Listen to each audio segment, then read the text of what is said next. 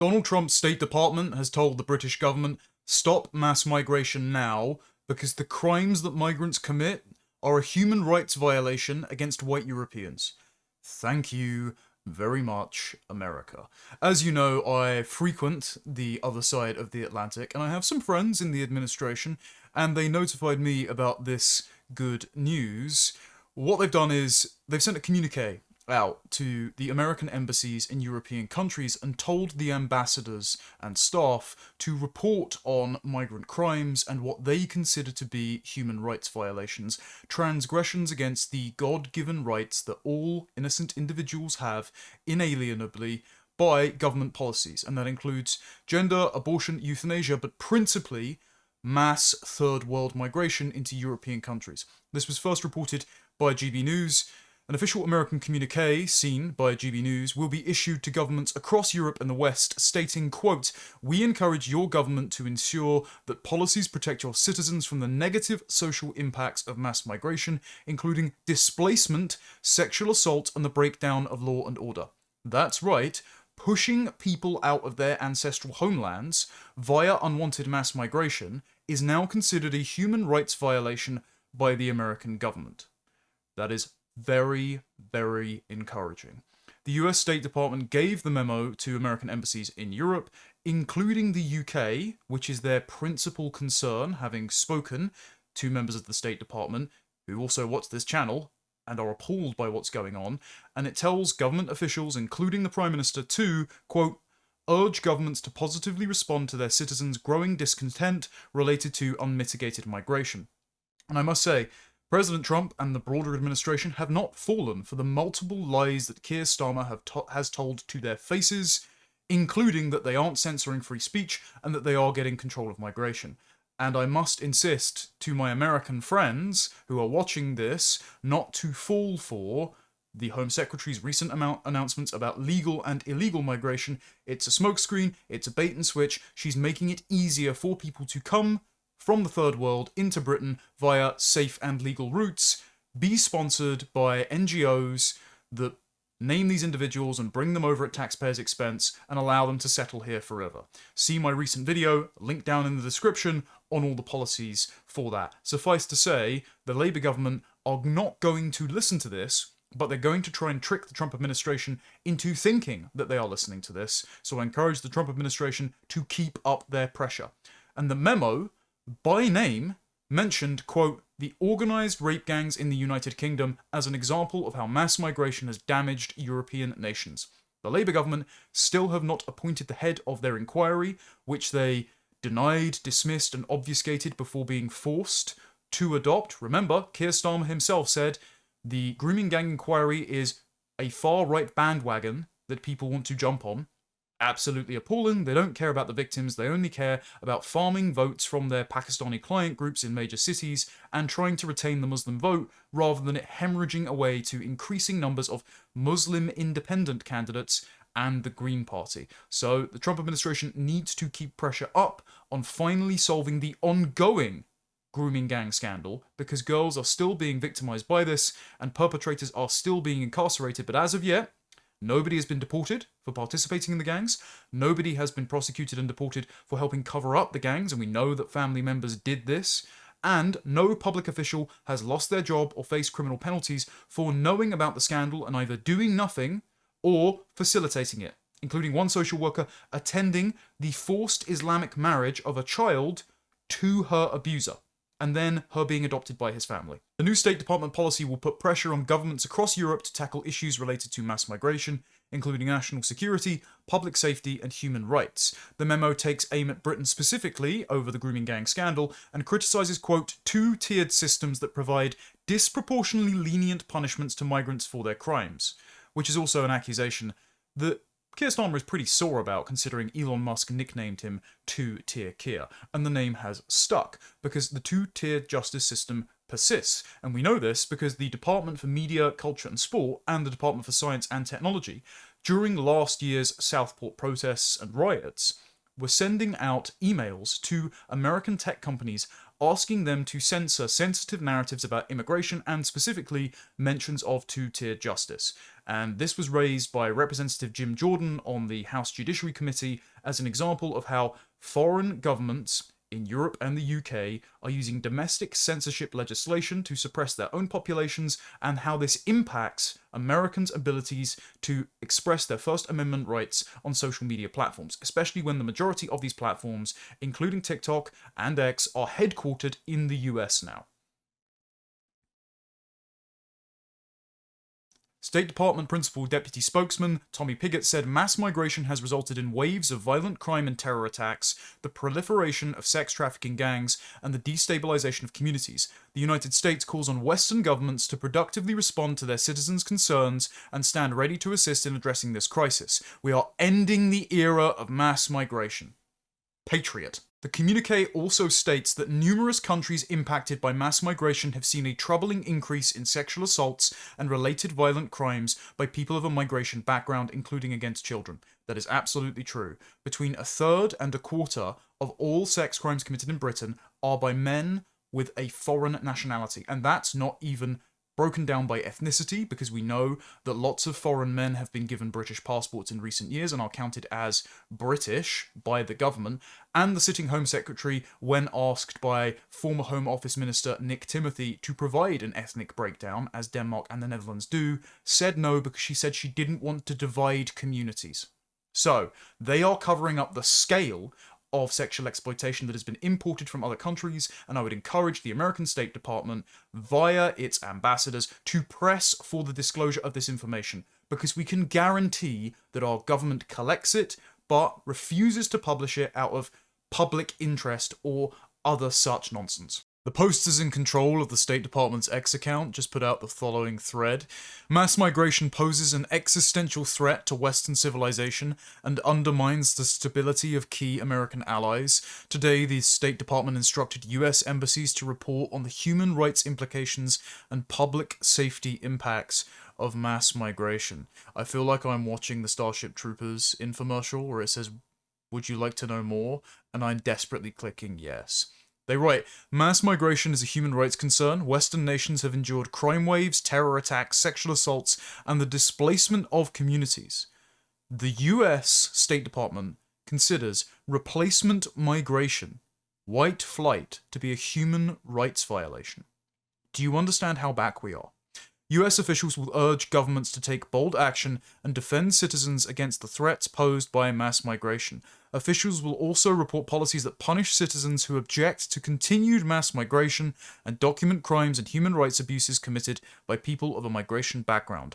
These issues have plagued Western nations for years. The first example they cite is, in the United Kingdom, thousands of girls have been victimized in Rotherham, Oxford, and Newcastle by grooming gangs involving migrant men.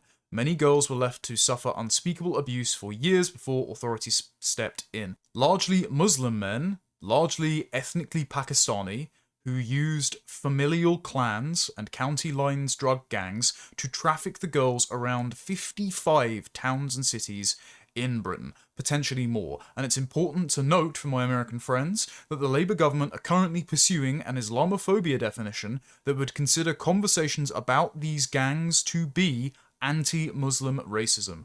That's one to put on your radar. US officials will now scrutinize policies in Western nations that give leniency to migrant crime and human rights abuses, or that create two-tiered systems that prioritize migrants at the expense of their own citizens. The United States supports the sovereignty of our allies and calls on governments to constructively engage with the growing numbers of citizens concerned about mass migration. Thank you for your attention to this matter. I covered the previous 2024 UK country report on human rights violations on my channel here, and for Courage Media I will put that coverage down in the description. And also I covered how the US State Department condemned the Home Office and its Prevent Counter-Extremism body for classifying cultural nationalism as a right-wing terror ideology when I presented it to them both on my channel and here on Courage Media. Again, link down in the description. It's very encouraging that our allies across the pond are paying attention to how badly the patriotic British public are being treated by their government, having completely preventable crimes inflicted upon them in the name of progressivism, tolerance, and diversity. What else is the State Department up to? Well, they've recently rewritten their refugee policy to shrink the cap from 125,000 per year to 7,500 and placed a priority for the likes of white Afrikaners being persecuted by the black nationalist government over there, who allows the likes of Julius Malema to chant "kill the boer, kill the farmer." And it was a sight to behold to watch Cyril Ramaphosa squirm in his seat and try to deny the ongoing white genocide in South Africa when President Trump presented him with news headlines, photographs, and clips in the Oval Office. More of that, please. You should be doing that to Keir Starmer, and believe me, there are plenty of Brits happy to forward resources to you to ensure that can happen. But this has an impact for the UK, because the Trump administration has said that they might afford these refugee visas to UK citizens being persecuted by the two-tier justice and hate speech legislation that is on the books in Britain. Because remember, we arrest 33 people every day, at minimum in the UK, for offensive statements said online or in person. That's more than Russia before it went to war with Ukraine. As the Telegraph reports here, the major overhaul of the American immigration system, some of which has already been implemented, would also give preference to English speakers and white South Africans. The US president has spearheaded a major crackdown on immigration, suspending refugee admissions on his first day in office and announcing plans to slash the number allowed from 125,000 to 7,500. They also have net emigration for the first time in decades and have seen 1.5 million self-deportations and around 600,000 deportations. So even though America needs to get those numbers a lot higher just to undo the damage that Joe Biden's government inflicted over the last 4 years, and the Democrats' attempt to permanently demographically gerrymander states to be blue no matter who, at least the administration is doing more than previous administrations, and they should be celebrated for that. The proposed changes would assess whether applicants would be successful in assimilating into the United States, officials told the New York Times. Applicants would take classes on American history and values and respect for cultural norms.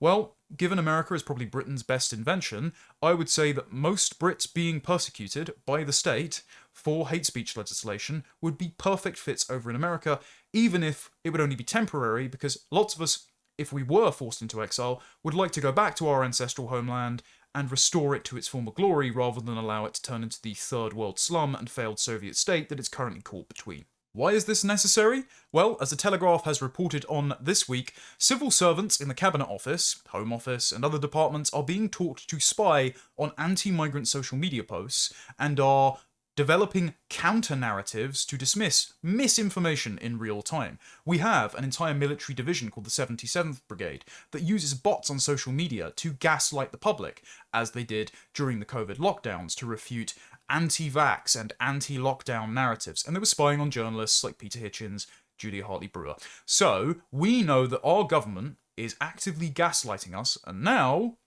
it's on the issue of immigration. In this instance, this is being overseen by the Cabinet Office, and this is a 6,000-strong government communication service responsible for pushing campaigns and policy messaging across government departments.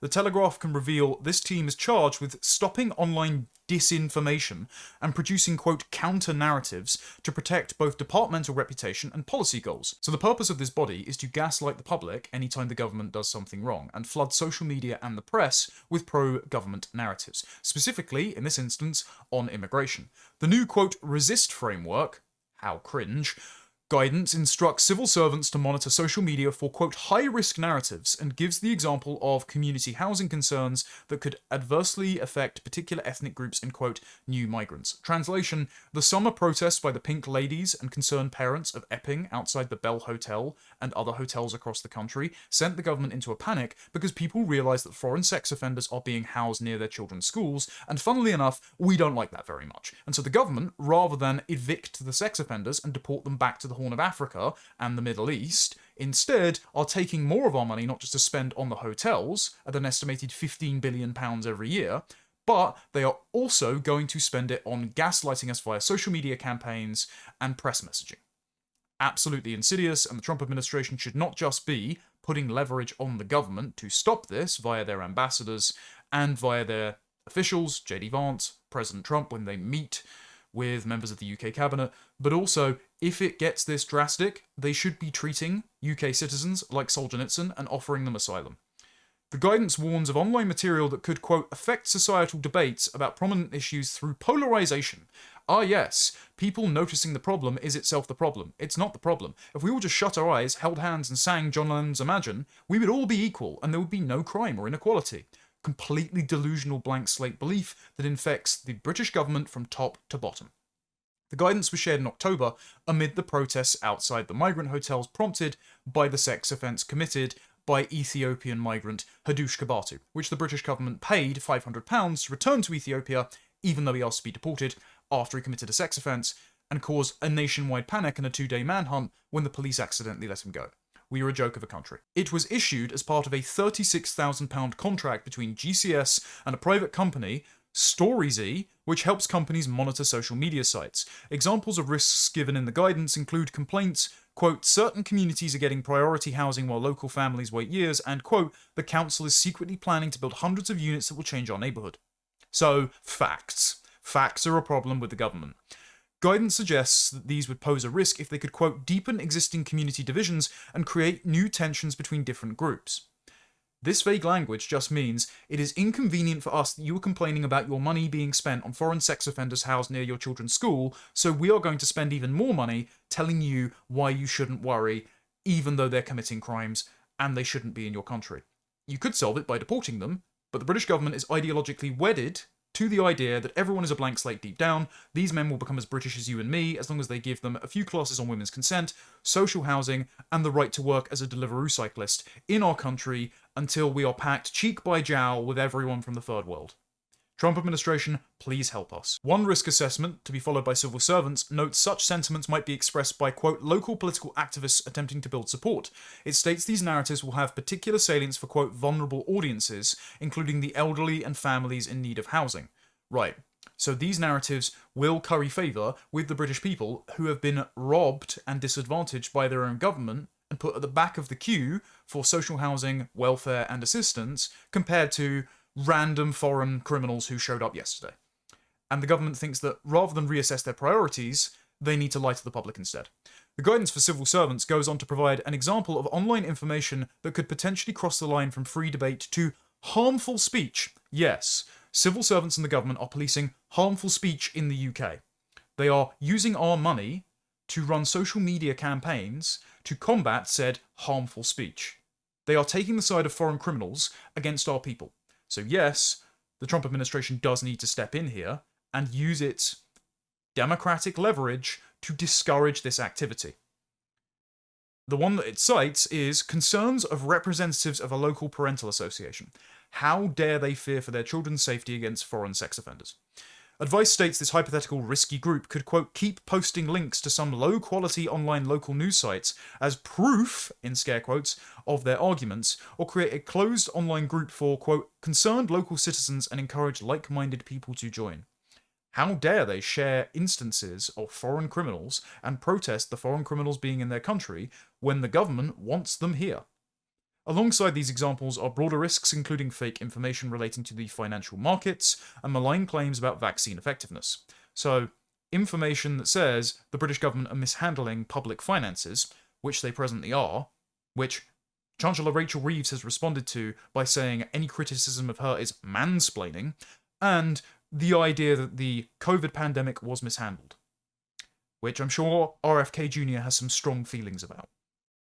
The current guidance is the third iteration of the Resist Counter-Disinformation Toolkit, funded through a European grant program first used to train civil servants in 2019, which has been updated to better reflect current risks, aka to continue to gaslight the British public about the migration crisis. Using anonymised case studies, Local Government Association guidance advises officials on how to counter information about the arrival of asylum seekers settling in hotels and vacant military bases, and the sudden closure of the town's hotel to accommodate asylum seekers. One case study warns of a right-wing group, quote, exploiting fear that migrants were being prioritised over locals and raising safety concerns specifically in relation to women and children. Another cites an occasion in a town hall meeting when 400 residents at the meeting clapped in support of a right-wing activist making, quote, overtly racist comments without realising his political affiliation. I don't care what the government defines as racist, because it's clear that they are directing all of their efforts to get the British public to sit down and shut up about foreign criminals being placed in their towns and cities, near their children's schools, at their expense. And the main problem they have with it is not the crimes being committed, but you noticing and complaining about the crimes. So whatever they determine to be racist is not credible with me. What else was in the report? Well, we can turn to the Washington Post expressing consternation about the fact that this State Department actually read its Declaration of Independence and its Constitution, and emphasizes the entitlements given to the American people and all throughout the world by God. The Patriots in the State Department recognize that human rights are not this post-war legal fiction that applies to all people in all times and all places as if there is some universal standard human shorn of culture, economic circumstances, family, heritage, ethnicity, and identity, and that they therefore protect the right of any foreign sex criminal to move to a country of his choosing, be given state benefits, and when he inevitably commits another crime other than breaking into said country in the first place, to never be deported again. They recognize instead that human rights are derived from Imago Dei, the principle that all innocent human persons are made in the image of God, and therefore they have an inviolable dignity, and anyone who chooses to violate that is evil, and that includes inflicting the crimes as a consequence of mass migration upon white European native populations.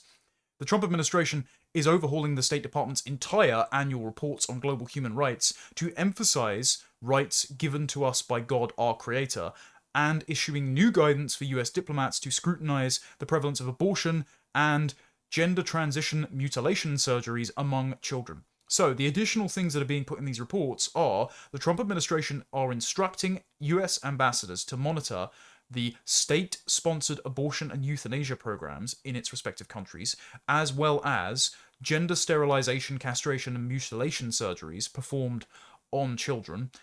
And they are classifying all of these as violations against the God-given rights under Christianity.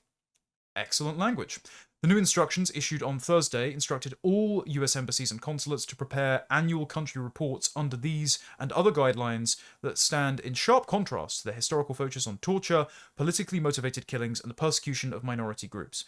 I would describe these foreign migrant crimes, the murder of children in the womb, the castration of gender-confused children, and the killing of the elderly and infirm, as torture and in many ways politically motivated killings? Yes. Also, the focus on persecuted minority groups is again a post-war legal fiction, and it sets up the law to only ever distrust the majority and protect minorities, which means there is always consent manufactured by law to disadvantage the host native population in their own countries, because to prioritize their interests would be literally the Nazis or something. It's an absurd post-war fiction that we need to break from, and I'm glad the Trump administration are doing that in Europe, even if our own politicians are unwilling to do so. The State Department is also going to collect data on government's affirmative action policies, spotlighting any that, quote, provide preferential treatment to workers based on gender or race.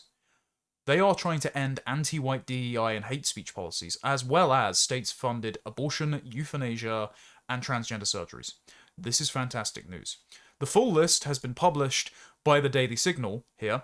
The reason they're doing this is because the State Department submits human rights reports on all countries in accordance with the Foreign Assistance Act of 1961 and Trade Act of 1974. The new instructions for the report require US officials note the following infringements on human rights in foreign countries: sex change procedures for minors, such as hormone replacement regimens or irreversible transgender surgeries, government-funded abortions or abortifacient drugs, as well as the total estimated number of annual abortions, arrests, administrative penalties, and official investigations or warnings for speech or hate speech, the enforcement of policies like affirmative action or diversity, equity, and inclusion that provide preferential treatment to workers on the basis of race, sex, or caste, the facilitation of mass or illegal migration across a country's territory into other countries, attempts to coerce individuals into engaging in euthanasia, violations of religious freedom, including anti-Semitic violence or harassment. I would focus on anti-Christian violence there, please. Medical abuses included forced testing, forced organ harvesting, and eugenic gene editing practices on human embryos.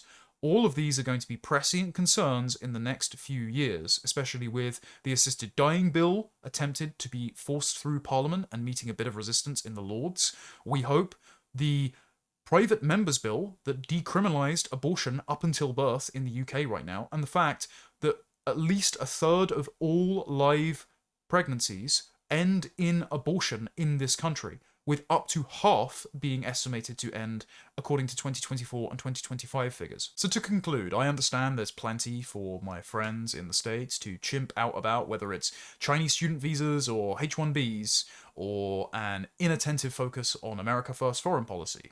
But as a Brit, I must say I am thankful to our guys that are stationed in the Trump administration that are trying to get things done despite the resistance that they're being met by either lobbyists or permanent bureaucrats and civil servants who cling to the ship like barnacles and are proving difficult to scrape off. And I'm thankful that the Trump administration are keeping a watchful eye on the motherland and are trying to intervene on behalf of the beleaguered British public who are being betrayed at every possible junction by its government. We appreciate these interventions. We wish they weren't necessary, but we're thankful for them nonetheless.